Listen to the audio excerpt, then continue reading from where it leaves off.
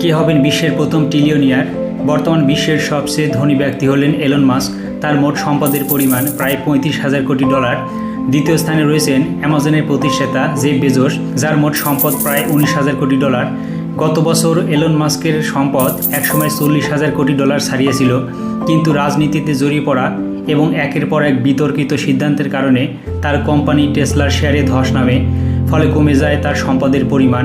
তবুও অনেকেই মনে করেন এলন মাস্কই হতে যাচ্ছেন পৃথিবীর প্রথম ট্রিলিয়নিয়ার, অর্থাৎ 1,00,000 কোটি ডলারের মালিক। কিন্তু মজার বিষয় হলো, পৃথিবীর প্রথম $1 ট্রিলিয়ন মালিক হয়তো হবেন না এলন মাস্ক কিংবা জেফ বেজোস, হবেন এমন একজন মানুষ যার নাম অনেকেই শোনেননি। তার নাম সাতোশি নাকামোতো। তিনি বিটকয়েনের স্রষ্টা। সাতোশি নিজের জন্য 1 বিলিয়ন বিটকয়েন সংরক্ষণ করে রেখেছেন একটি ওয়ালেটে, যা একেবারেই প্রকাশ্য, যে কেউ দেখতে পারবে, তবে কেউ এটি স্পর্শ করতে পারবে না।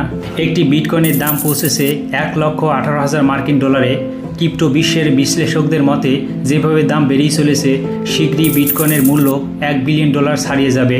সেদিনই সাতোশি নাকামোতোর সম্পদ দাঁড়াবে $1 ট্রিলিয়ন। সম্পূর্ণ লিকুইড এবং কোনো শেয়ারের কল্পিত মূল্য নয়, বরং এটা বাস্তব ডিজিটাল সম্পদ। সবচেয়ে আকর্ষণীয় দিক হলো, এই সাতোশি নাকামোতোকে আজও কেউ চেনে না, আজও কেউ দেখেনি।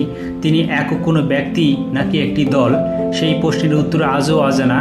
সম্ভবত যখন তিনি $1 ট্রিলিয়ন মালিক হবেন, তখনই তিনি প্রকাশ্যে আসবেন। তবে বর্তমান মূল্য অনুযায়ী তিনি ইতিমধ্যে বিশ্বের সর্বোচ্চ 12তম ধনী। সুতরাং হয়তো ইতিহাসের প্রথম $1 ট্রিলিয়ন আয়কারী ব্যক্তি হবেন না কোনো $multi-billion ট্রিলিয়ন কোম্পানির সিইও, বরং হবেন এমন এক রহস্যময় নাম, সাতোশি নাকামোতো। নামটা কিন্তু মনে রাখবেন।